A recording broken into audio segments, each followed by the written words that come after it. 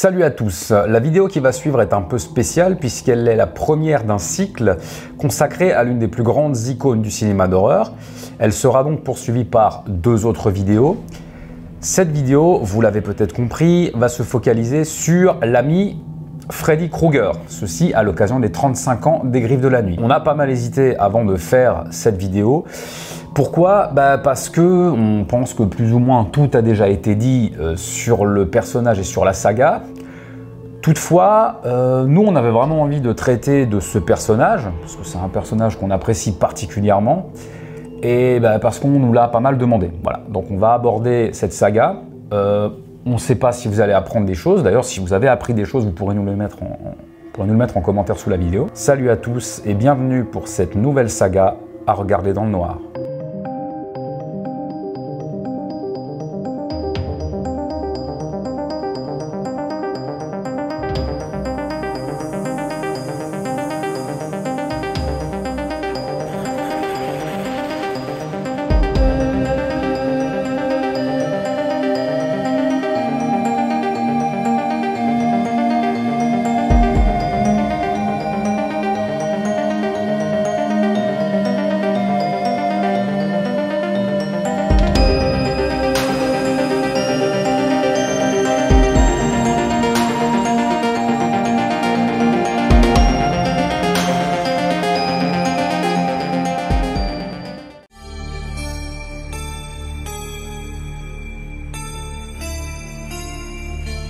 La biographie qui va suivre va principalement s'appuyer sur 7 films de la saga Freddy, des Griffes de la Nuit jusqu'à la fin de Freddy. On ne tiendra pas compte du remake sorti en 2010 des Griffes de la Nuit parce qu'il ne s'insère pas dans la continuité de l'histoire. On ne tiendra pas compte non plus de Freddy sort de la nuit, celui-ci étant une grosse mise en abîme. On en traitera donc dans une autre vidéo. On ne parlera pas non plus de Freddy vs Jason, même s'il s'intègre dans la continuité narrative, on en fera une vidéo à part.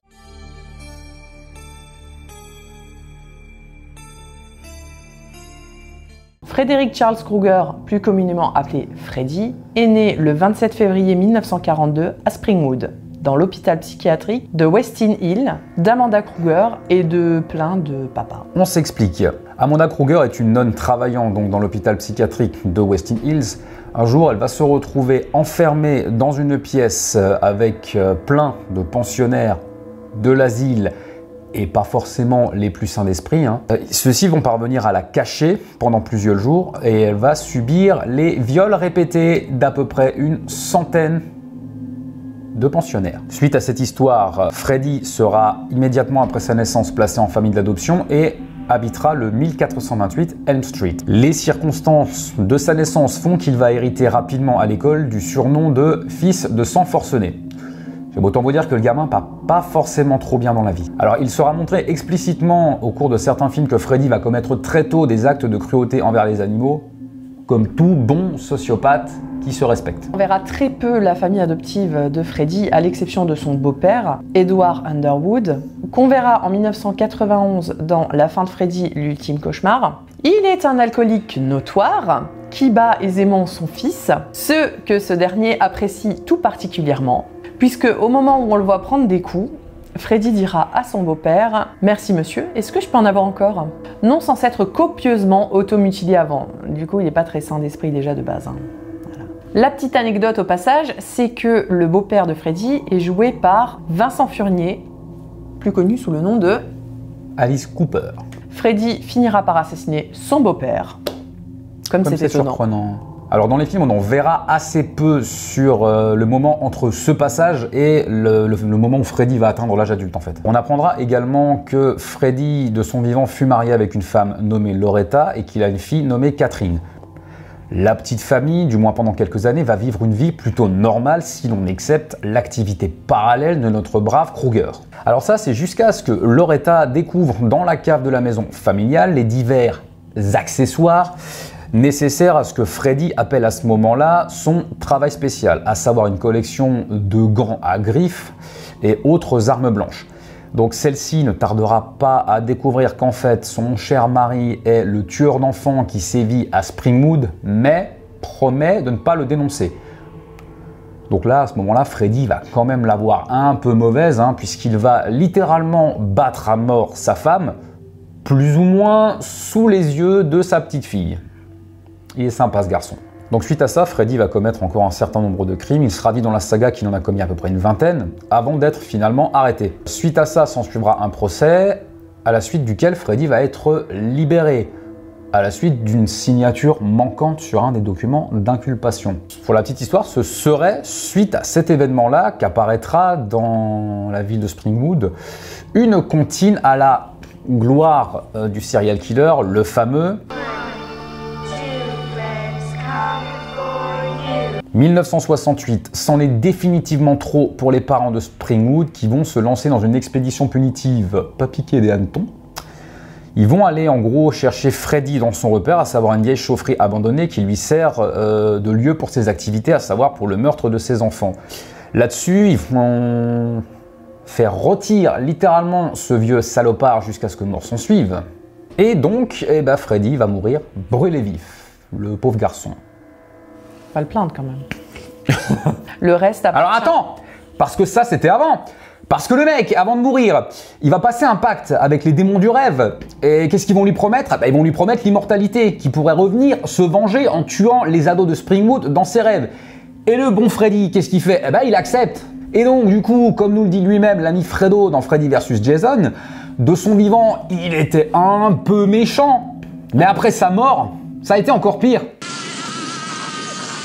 Le reste appartient à l'histoire. Alors après sa mort, il devient encore bien pire que de son vivant, puisque là il va avoir la faculté d'assassiner des gens dans leurs rêves, donc ça rend le truc un petit peu plus compliqué à arrêter. Et il va se montrer encore bien pire que de son vivant, puisqu'il va être encore plus sadique, il va prendre un véritable plaisir à torturer et à assassiner tous ces jeunes. Il le fait d'ailleurs de manière assez grandiloquente. On vous laisse vous faire la saga en entier pour vous faire une petite idée du sadisme de Freddy. Au moment de son apparition au cinéma en 1984, Freddy est assez différent des tueurs qu'on peut voir dans les slashers habituels. Donc déjà, comme on vous l'a dit un petit peu plus tôt, son modus operandi est totalement différent des autres tueurs, puisque il tue dans les rêves. Contrairement aux autres tueurs en série qui tuent les gens avec des armes blanches assez classiques, là, Freddy change totalement la donne. Il peut par exemple modeler son corps, il peut également se transformer totalement.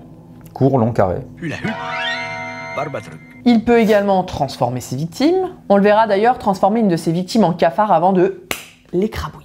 Il semble aussi pouvoir posséder ses victimes, comme on peut le voir dans La Revanche de Freddy, donc c'est le deuxième opus. Il a aussi la particularité de ne pas tuer masqué, c'est-à-dire que c'est son vrai visage qu'on voit, à la différence d'un Jason ou d'un Michael Myers ou encore d'un Ghostface. Alors, autre différence, et peut-être celle qui dissocie le plus notre brave Fredo de ses compères, c'est que celui-ci, encore une fois, contrairement à un Michael Myers ou un Jason, ne va pas se contenter de faire dans l'abattage.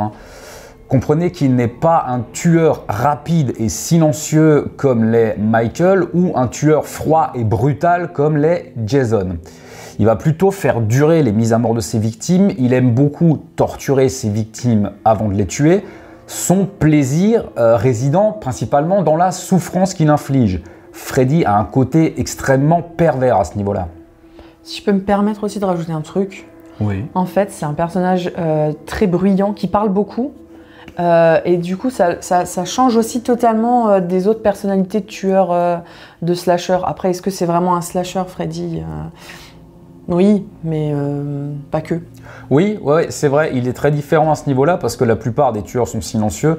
Encore une fois, on va citer les principaux comme Michael Myers, Jason ou le Ghostface qui ne parlent pas. Freddy, lui, ne se prive jamais d'une bonne grosse punchline avant de tuer. On peut, je pense, mettre tout le monde d'accord en disant que la plus célèbre est le légendaire.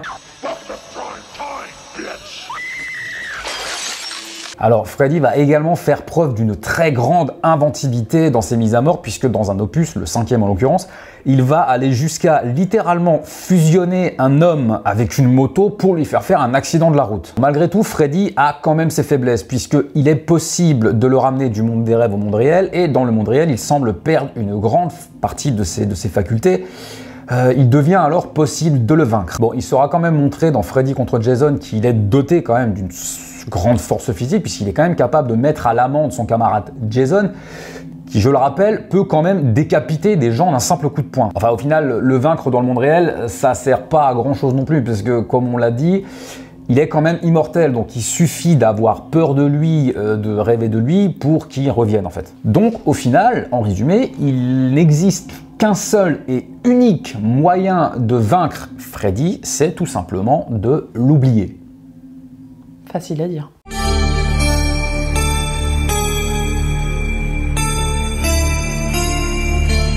Freddy est né de l'imagination de Wes Craven et c'est lié à plusieurs facteurs. Le plus notable est probablement un fait divers survenu dans les années 70. Le fils d'une famille cambodgienne faisait régulièrement des cauchemars dans lesquels il était poursuivi par quelque chose.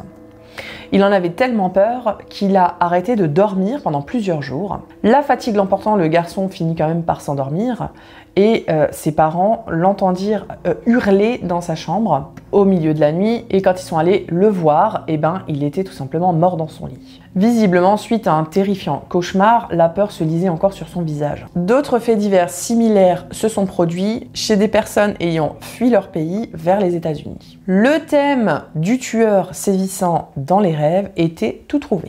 Donc, concernant son apparence, premièrement le chapeau, Freddy en a hérité d'un voisin qui terrorisait le jeune Wes, celui-ci étant souvent ivre, visiblement. Wes ou le voisin? Le voisin, hein, pas Wes. Le gant à griffes, le légendaire, j'ai envie de dire, est sorti tout simplement de l'imagination de Wes Craven. Celui-ci cherchait une arme, quelque chose de très primitif qui nous renvoie à nos peurs vraiment les plus profondes. Il pensera alors tout simplement à des griffes d'animaux sauvages, mais transposées sur une main humaine. Un autre point concernant l'apparence de Freddy, non des moindres, puisqu'il s'agit ni plus ni moins que de son visage. Il lui a été encore une fois inspiré par Wes Craven. Pour la petite histoire, un jour, depuis, je crois qu'il avait 11 ans ou quelque chose du genre, depuis la fenêtre de son appartement, il vit un homme, sans domicile fixe manifestement, au visage atrocement défiguré par la fenêtre de l'appartement, qui marchait dans la rue. Celui-ci s'arrêta pour fixer pendant un long moment le jeune Wes à travers sa fenêtre. Wes, donc pété de trouille, littéralement ira se cacher dans l'ombre pendant plusieurs minutes, n'entendant plus le SDF en question déambuler dans la rue. Il retourna voir et il s'aperçut qu'en fait il était toujours là, mais que non content de le fixer, il s'approcha de lui comme pour lui dire « Attention, je te vois ». Là-dessus, le SDF en question ira vers la porte d'entrée de l'immeuble où habitait Wes Craven et celui-ci l'entendra même rentrer dans l'immeuble et monter les escaliers. Il alla chercher son frère plus âgé, celui-ci se munissant d'une batte de baseball. Toutefois, le SDF en question ne se présentera jamais à la porte d'entrée. Cet événement-là traumatisera le jeune Wes et ainsi naquit le visage de Freddy. Pour la petite histoire, au niveau de la personne par contre qui devait concevoir d'un point de vue artistique le visage de Freddy, celui-ci lui a été inspiré par une pizza fromage pepperoni. Je vous jure que c'est vrai, vous trouverez l'interview en question dans les bonus des Griffes de la Nuit. Quant au nom de Freddy Krueger, il lui vient d'une brute, encore une fois, qui terrorisait et qui maltraitait le jeune Wes quand il était à l'école et dont le nom était Fred Krueger en fait. Pour la petite histoire, source à vérifier, mais le nom de l'antagoniste Krug dans La Dernière Maison sur la Gauche viendrait également de ce type-là. Et c'est ainsi que naquit Freddy Krueger. Le moins qu'on puisse dire, c'est que Freddy aura une très grande influence sur la pop culture. On le voit notamment dans des films tels que Ready Player One ou encore dans des séries animées. On l'a vu notamment dans South Park, dans Les Simpsons, dans Rick et Morty, etc. Il apparaîtra également dans des jeux vidéo, dans Mortal Kombat en 2011 et un peu plus récemment dans Dead by Daylight, dans le DLC Ne t'endors pas.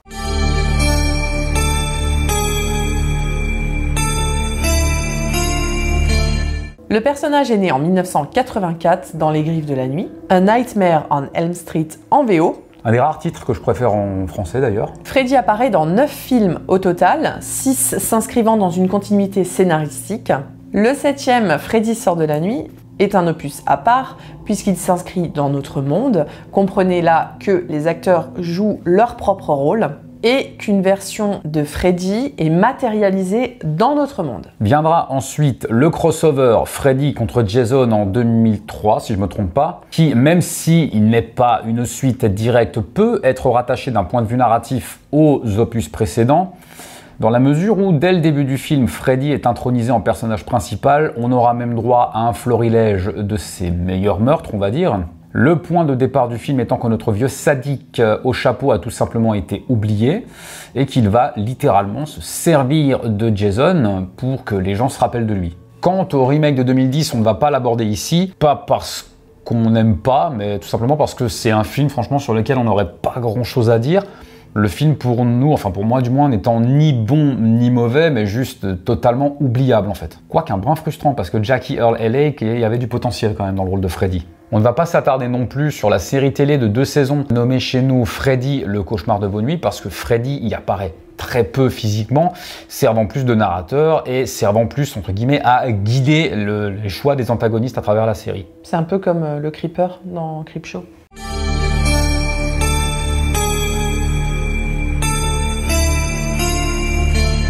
Le film démarre sur la fabrication du fameux gant. On suivra Freddy dans ses œuvres. On verra notre croque-mitaine pourchasser une jeune fille en chemise de nuit dans une usine. On comprendra alors que cette jeune fille est en train de faire un cauchemar. Le personnage principal de cet opus est Nancy. Elle vit au 1428 M Street. Ça vous rappelle un truc? On s'apercevra que les amis de Nancy, dont Johnny Depp dans le rôle de son petit ami pour son tout premier rôle au cinéma, sont également pourchassés par Freddy dans leur cauchemar. Bien évidemment, ils seront tous tour à tour assassinés par Freddy. C'est au cours de cette quête de la vérité sur ces cauchemars que Nancy apprendra la vérité et l'origine de Freddy. Alors là, le film pose bien évidemment les bases de l'origine de Freddy et de toute la saga. La toute fin du film suggère que Freddy ne peut pas être vaincu. Il recevra un accueil assez positif à sa sortie. La machine est lancée.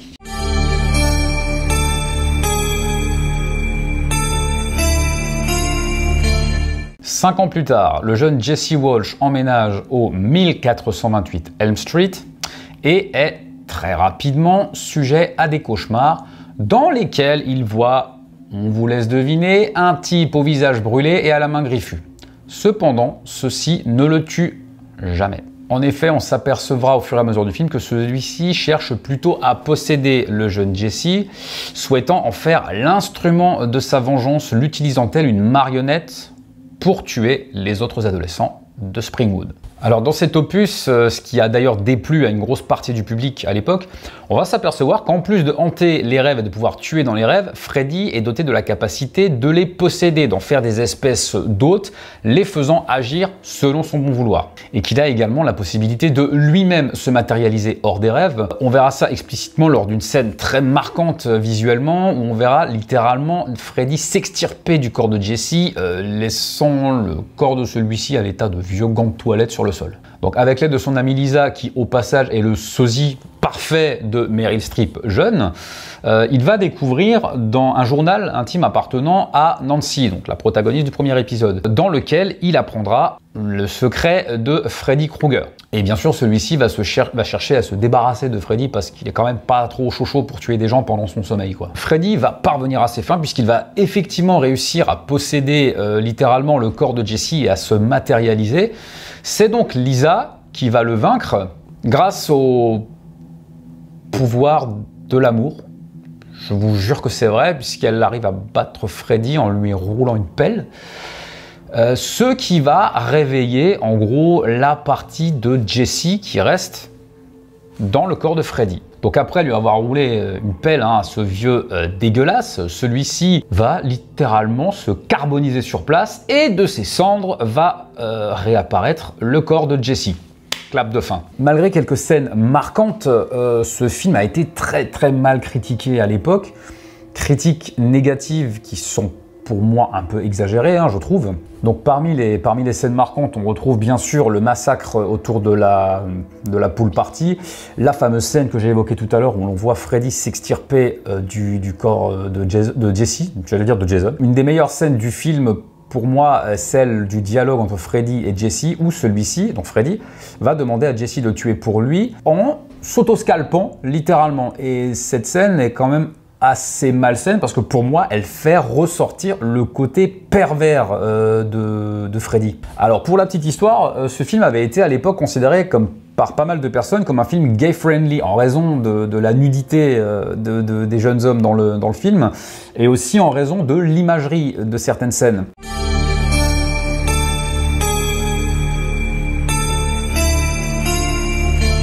6 ans après les meurtres de Elm Street, on va suivre une bande d'adolescents qui est internée dans un hôpital psychiatrique, le fameux hôpital psychiatrique de West Hill. Oui, le fameux hôpital où a été conçu notre cher Freddy. Parmi lesquels Kristen Parker, qui est donc internée dans une unité spéciale pour les gens voulant se suicider et pour les gens atteints de troubles du sommeil. On retrouvera également Nancy qui viendra intervenir dans l'hôpital pour aider les jeunes souffrant de troubles du sommeil, notamment via une thérapie expérimentale où les rêves sont partagés. Bon, du coup, vous voyez où je veux en venir. Évidemment, Freddy va bien sûr débarquer pour tuer un à un tous nos jeunes. Là où le film devient intéressant, c'est que Freddy va pousser Joey à rester dans le coma pour que les autres jeunes puissent entrer dans le rêve, alors qu'ils s'étaient privés jusqu'à présent de sommeil, pour qu'ils puissent donc du coup le rechercher. Du coup là, on pousse encore un peu plus loin le côté machiavélique de Freddy. Le côté onirique est aussi beaucoup plus mis en avant dans cet opus, puisqu'il y a toutes ces scènes de rêves partagés. Le personnage de Freddy est également très enrichi dans cet opus, puisqu'on va voir Amanda Kruger, donc la chère maman de Freddy, expliquer qu'elle revient des limbes, que Freddy est une âme tourmentée, en quête de vengeance, celui-ci n'ayant pas été enterré après son meurtre.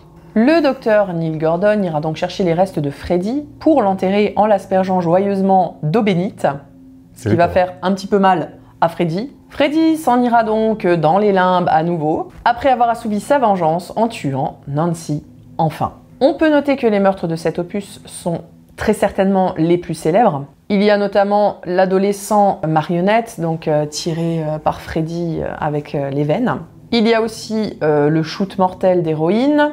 Et puis, bien évidemment, le meurtre dans la télé, le fameux Welcome to Primetime Beach. La petite anecdote, c'est que le film met en scène la très jeune Patricia Arquette ainsi que Laurence Fishburne, rien que ça. C'est aussi dans ce film qu'on apprendra que Freddy peut garder les âmes de ses victimes et que c'est de là que proviennent tous ses pouvoirs.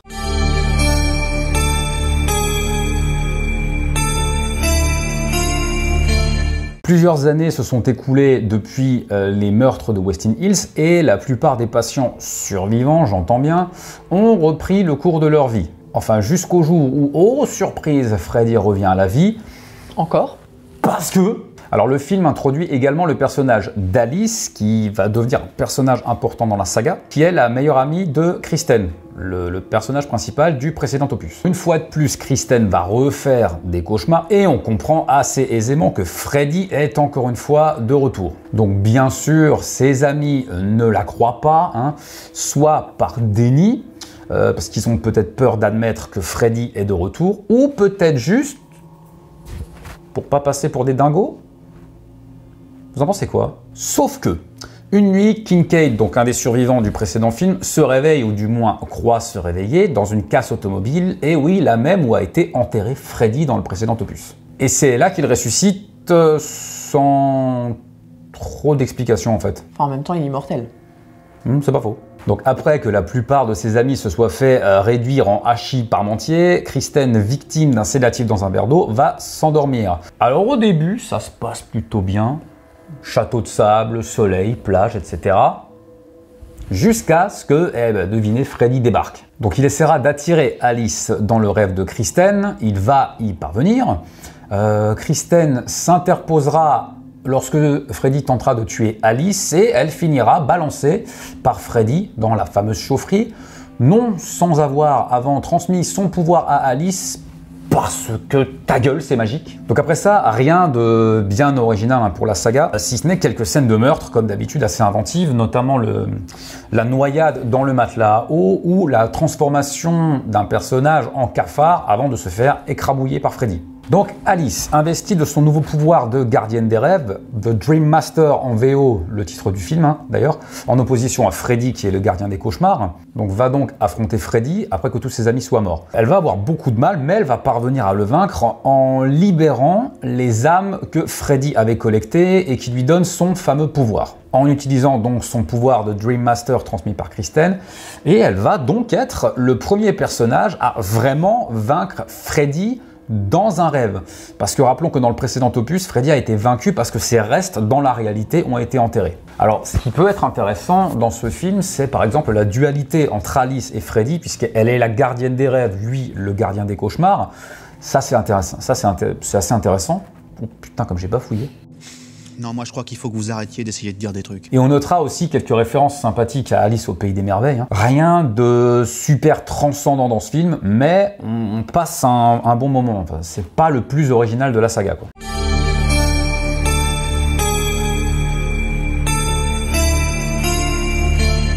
Environ un an après les événements du précédent opus, Alice et Dan, donc, qui était aussi un survivant du film d'avant, sont en couple et vivent une vie plutôt paisible, sans l'ombre de Freddy. Enfin, pour l'instant. Scène de cul entre Alice et Dan, parce que oui, cette scène de cul a une importance dans le film, une importance capitale. Suite à cette petite partie de jambes en l'air, Alice va prendre sa douche et se retrouve bizarrement dans un endroit qui ressemble à un asile. Elle s'aperçoit qu'elle porte un badge avec le nom d'Amanda Kruger noté dessus et elle se fait attaquer par les résidents de l'asile. Ça vous rappelle quelque chose? Elle va se réveiller et là elle va quand même commencer un tout petit peu à s'inquiéter. En même temps, il y a de quoi. Elle va encore une fois faire un cauchemar alors qu'elle semble réveillée et elle va à nouveau se réveiller dans l'asile. Cette fois, elle se retrouve dans une salle d'opération où elle assistera à la naissance de Freddy. Le monstre est donc bel et bien revenu dans ses rêves, mais alors comment? Peu après, elle assistera à la mort de Dan dans un accident de la route. Mais bien sûr, cet accident de la route est causé par Freddy.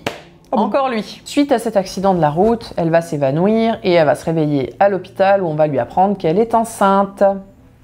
D'où la scène de cul au début du film. Exactement. Elle va faire la rencontre de Jacob, un enfant qui, a priori, elle est la seule à voir. Elle va finir par comprendre que Freddy hante en réalité les rêves de son bébé à venir et que c'est pour ça qu'elle fait ses cauchemars éveillés. Elle comprend également que Jacob est en fait son fils à naître. Alice va alors essayer de libérer l'âme d'Amanda Kruger pour l'aider à mettre un terme au meurtre de Freddy. Même si Amanda sera finalement libérée, c'est Jacob qui parviendra à mettre un terme aux agissements de Freddy, après l'avoir manipulé pour obtenir ses pouvoirs et donc retourner tout ça contre lui, renvoyant Freddy à l'état de nourrisson. Amanda finira le travail en absorbant Freddy avant d'exploser. Fin de l'histoire. Alors cet épisode est plutôt original dans sa manière de procéder puisque Freddy donc possède un enfant à venir, un fœtus. Le film contient également des scènes de meurtre très originales et intéressantes d'un point de vue graphique, notamment la fusion de l'homme et de sa moto ou de la scène de la BD.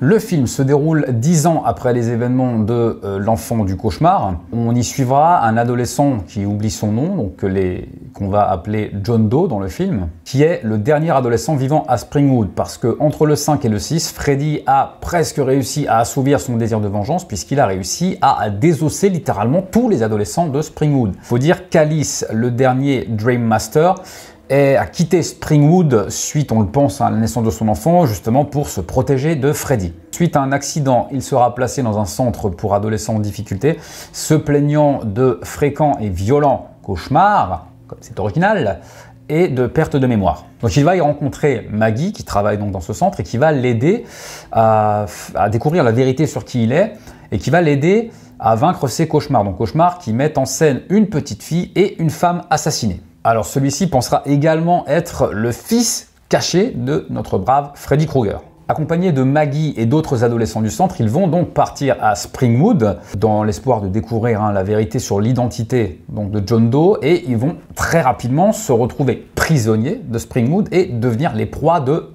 devinez qui, Freddy. On s'apercevra aussi qu'à Springwood, tous les adultes semblent avoir littéralement perdu la raison suite à la mort de tous les adolescents. Alors la joyeuse bande va entrer à un moment donné par effraction dans une maison dans l'espoir de se reposer une maison abandonnée qui s'avérera être le 1428 Elm Street, comme par hasard, sinon c'est pas drôle. John et Maggie, quant à eux, au cours de leur recherche, vont s'apercevoir que Freddy a bien eu un enfant caché, mais qu'il s'agit en réalité d'une fille. John l'apprendra d'ailleurs à ses dépens assez violemment, puisqu'il mourra tout simplement. Donc suite à quoi, Freddy va réussir à pénétrer dans l'esprit de Maggie et ainsi va réussir à quitter Springwood. Il aura donc assouvi son désir de vengeance puisqu'il aura tué le dernier adolescent de Springwood, mais celui-ci ne compte pas s'arrêter là puisqu'il compte poursuivre son œuvre hors de la ville. Maggie lui répondra « mais on n'est pas à Springwood », ce à quoi Freddy répondra pour moi une des meilleures répliques de la saga, à savoir « chaque ville a sa Elm Street ». Alors au cours d'un rêve dans lequel elle va assister au meurtre de sa mère, Freddy va apprendre à Maggie quel est son vrai nom, à savoir Catherine Kruger. Du coup, celle-ci va comprendre qu'elle est en fait la fille cachée de Freddy qu'il a eue donc avec Loretta et donc quelle est la fillette qu'on voit dans le rêve au début du film. Et celle-là, on l'avait pas vu venir. Comme dans le premier film, plus tard, Maggie va s'apercevoir qu'elle peut ramener Freddy dans la réalité sur les conseils de Doc, un autre personnage du film, membre du personnel aussi du centre de réadaptation pour adolescents, qui a rencontré Freddy et qui a ramené avec lui dans la réalité un morceau du pullover. Donc là-dessus, elle y voit un moyen de vaincre Freddy. Donc elle va retourner intentionnellement dans le monde des rêves pour chercher Freddy. Et fait intéressant, à ce moment-là, elle va en apprendre beaucoup sur Freddy, sur son passé, puisqu'elle va voir la manière dont il a été investi de son pouvoir par les démons du rêve au moment de sa crémation. Elle va explorer le passé de Freddy, notamment certains aspects de son enfance et de son adolescence, qu'on a mentionné dans la biographie du personnage. Donc, arrivé dans le monde réel, Freddy va tenter d'amadouer sa fille chérie, qu'on va continuer à appeler Maggie par commodité. Ça va pas marcher, bien sûr. Va s'en suivre une bataille entre les deux protagonistes, au cours de laquelle Freddy sera poignardé par son propre gant, avant que sa chair, Fifi, le fasse exploser. À ce moment-là, même les démons du rêve vont abandonner Freddy. Sûrement qu'ils en avaient un petit peu marre que Freddy se fasse dessouder à chaque fois, quand même, parce que ressusciter quelqu'un à chaque film, ça fait quand même du taf. Donc il se fait abandonner par les démons du rêve et ça sous-entend que Freddy est cette fois définitivement vaincu parce qu'on sous-entend qu'il perd son pouvoir à ce moment-là. Clap de fin. Alors cet opus, c'est clairement pas le meilleur de la saga, mais à mes yeux, il reste intéressant parce qu'il enrichit pas mal le background de Freddy dans la mesure où on voit clairement à l'écran de quelle manière il a hérité de son pouvoir. Comme on l'a dit dans la biographie, on voit également certains aspects de la vie de Freddy, de son enfance, de son adolescence, et on comprend que même en tant qu'être humain, avant sa mort, il était déjà quand même bien tordu, le pauvre garçon. Un peu. Un chouïa. Le traitement du personnage, par contre, lui, est très déroutant parce que Freddy, on peut le dire, je pense, perd tout son côté sadique, pervers, malsain. On va se retrouver dans ce film face à un personnage plus cartoonesque. Moi, j'avais presque envie de dire clownesque, parce que... Alors, il a toujours balancé de la bonne grosse punchline qui tâche, mais là, c'est un clown, quoi. C'est vraiment un clown qui fait des blagues, etc. Même dans sa manière de tuer. Il va s'amuser avec ses victimes, mais il fait dans la gaudriole. Et du coup, ça, c'est très déroutant. Moi, franchement, il me fait presque penser à un Joker, mais le Joker de Batman, la série animée, quoi.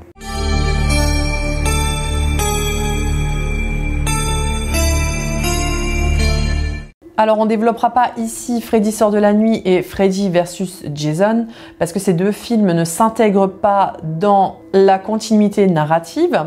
On en parlera dans 2 prochaines vidéos qu'on va sortir prochainement. En bilan, on peut dire que Wes Craven a réussi un coup de maître en créant Freddy. Il a réinventé en fait le slasher. Une première fois. Une première fois avec donc les Freddy, puis une deuxième fois avec Scream. Il a créé par la même occasion une des plus grandes icônes du cinéma d'horreur actuel. Donc on peut franchement dire que l'ami Wes a pas mal réussi son coup. Donc on espère que vous avez apprécié cette vidéo. Encore une fois, est-ce que vous allez apprendre des trucs sur Freddy ou sur la saga? On ne sait pas, donc dites-le en commentaire, c'est toujours intéressant. N'oubliez pas de liker la vidéo, de la commenter et de la partager, ça fait toujours plaisir. Vous pouvez également nous suivre sur les réseaux sociaux, Facebook, Instagram et Twitter, vous avez tout en barre d'infos. Et n'oubliez pas de vous abonner aussi à la chaîne et d'activer la petite cloche pour être au courant des nouvelles vidéos qui arrivent. En attendant, faites de beaux rêves. Et si vous faites des cauchemars, n'oubliez pas, c'est que du rêve.